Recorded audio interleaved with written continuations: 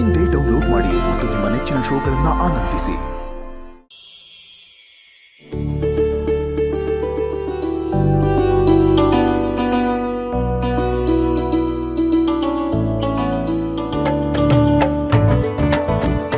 ಗೋಪಿ ಆಯ್ತೇನೆ? ಆಯ್ತು ಅಕ್ಕ. ಏನಾಗುತ್ತೋ ಏನೋ, ಅಪರೂಪಕ್ಕೆ ಬಿಸಿ ಬಿಸಿಯಾಗಿ ಉಪ್ಪಿಟ್ಟು ತಿನ್ಬೇಕು ಅಂತ ಕೇಳಿದ್ರೆ ಇನ್ನು ಕಾಯಿ ತುರ್ಕೊಂಡು ಕೂತಿದ್ದಾಳೆ. ಹಾಗೇನಿಲ್ಲ ಅಕ್ಕ, ಹರಗಳಿಗೆ ಎಲ್ಲ ಆಗೋಯ್ತು.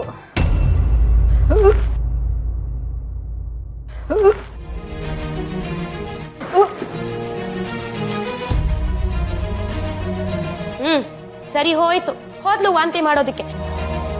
ಇವಳು ಉಪ್ಪಿಟ್ಟು ಮಾಡ್ದಂಗೆ ನಾನು ತಿಂದಂಗೆ. ಅಲ್ಲ ಸೀತಕ್ಕ, ಅವಳು ಬಸ್ರಿ ಹೆಂಗಸು.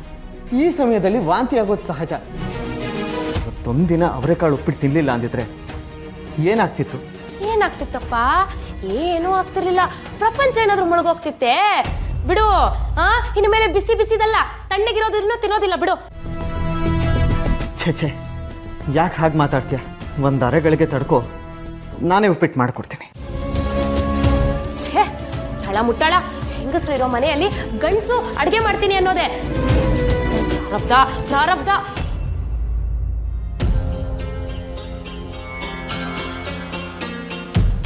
ತಿಮ್ಮಣ್ಣ ಭಟ್ಟ.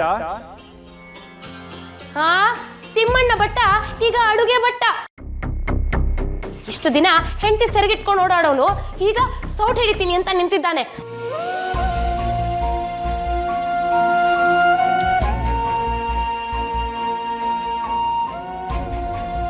ತಿಮ್ಮಣ್ಣ ಭಟ್ಟ?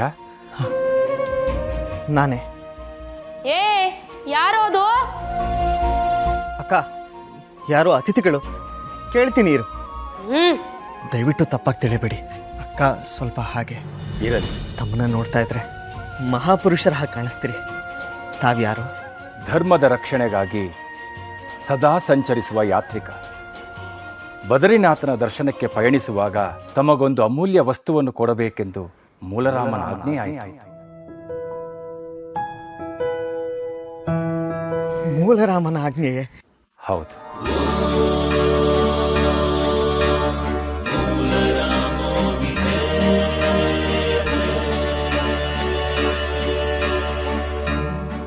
ಗೋಪಿ, ಗೋಪಿ ಬಂದೇರಿ? ಗೋಪಿ, ಮಹಾತ್ಮರು ಬಂದಿದ್ದಾರೆ. ಬಾ, ಆಶೀರ್ವಾದ ತಗೋಣ.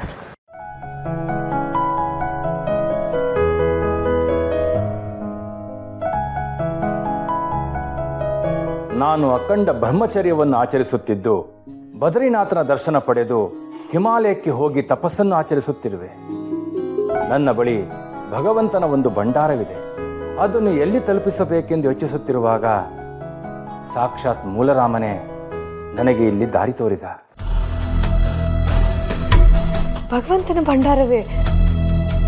ಹಾಗಂದ್ರೆ ಏನು ಸ್ವಾಮಿ? ಹೇಳುತ್ತೇನೆ ತಾಯಿ.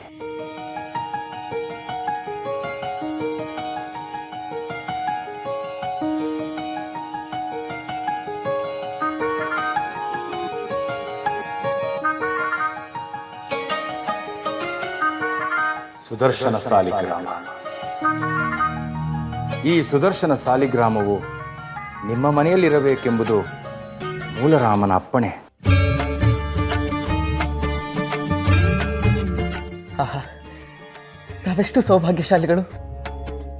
ಸಾಕ್ಷಾತ್ ಶ್ರೀಹರಿಯ ಆವಾಸ ಸ್ಥಾನವಾಗಿರುವ ಸುದರ್ಶನ ಸಾಲಿಗ್ರಾಮವೇ ನಮ್ಮ ಮನೆಗೆ ಬಂದಿದೆ ಅಂದರೆ ಇದು ನಮ್ಮ ಪೂರ್ವ ಜನ್ಮದ ಸುಕೃತ. ಮಹಾತ್ಮರೇ, ಒಂದು ಸಂದೇಹ.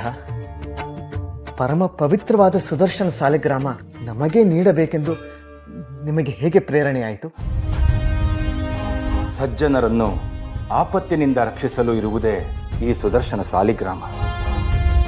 ಶ್ರೀಹರಿಯ ಅಂಶ ಆಪದ್ಬಾಂಧವನಾಗಿ ಭೂಮಿಗೆ ಬರುತ್ತಿದ್ದಾನೆ.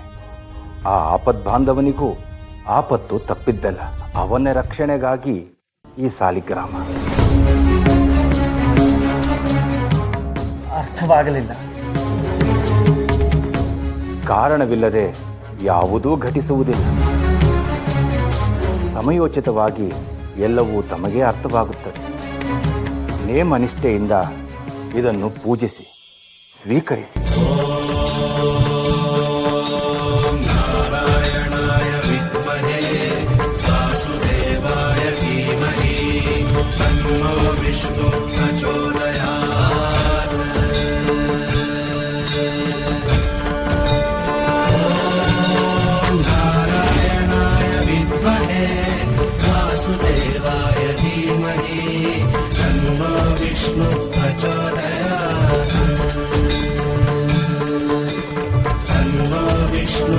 ರೀ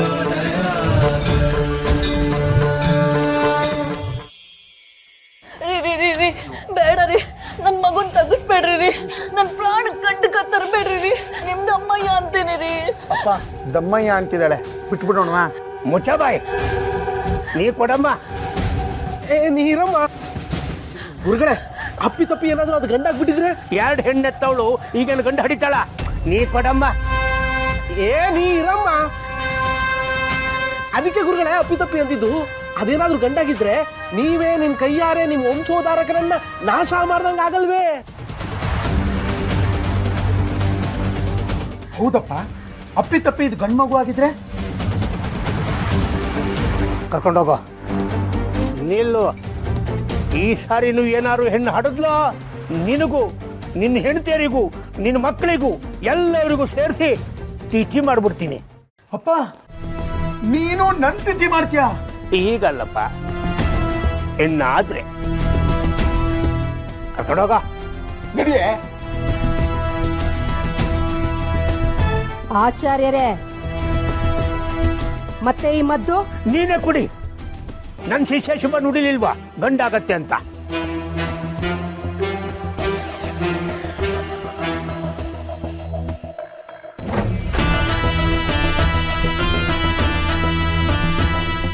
ಕರೀರಿ ಗುರುಗಳೇ. ಕರೀಲೋ. ಅವ್ರ ಅಪ್ಪನ ಕಾಲನಿಂದಲೂ ಹಾಗೆ ತನ್ನ ಶಾಸ್ತ್ರ ಪಾಪಿ ನಾನು. ಈಗ ದಿಢೀರ್ ಅಂತ ಬಂದು ನಮ್ಮನಿಗೆ ಔತಣಕ್ಕೆ ಬನ್ನಿ ಅಂತ ಕರೆದು ಬಂದ್ಬಿಡ್ತಾರ? ಗೊತ್ತು ನನಗೆ.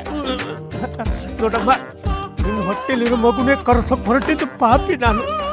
ಅದ್ಯಾವುದು ಮನಸ್ಸಲ್ಲಿ ಇಟ್ಕೊಳ್ದೆ ನೀನು ಹೇಗಾದ್ರೂ ಅವ್ರನ್ನ ಒಪ್ಬೇಕಮ್ಮ. ಹಾಗೆತನ ಎಲ್ಲ ನಿಮಗ್ ಮಾವ, ಅವ್ರು ಯಾವತ್ತೂ ನಮ್ಮನ್ನ ಶತ್ರುಗಳ ತರ ನೋಡಿಲ್ಲ. ಬಂದೇ ಬರ್ತಾರೆ. ಯೋಗೇಂದ್ರಾಚಾರ್ಯ ಅಲ್ವಾ? ನೋಡಿದ್ರೆ ಗೊತ್ತಾಗತ್ತೆ.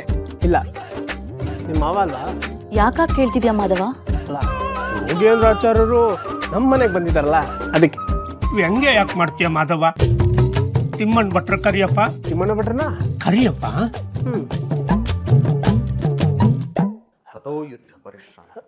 ತಿಮ್ಮಣ್ಣ, ಯೋಗೇಂದ್ರಾಚಾರ್ಯ ಬಂದಿದ್ದಾರೆ. ಆ ನಿಷ್ಠ ಯಾಕೋ ನಮ್ಮನೆಗ್ ಬಂದ?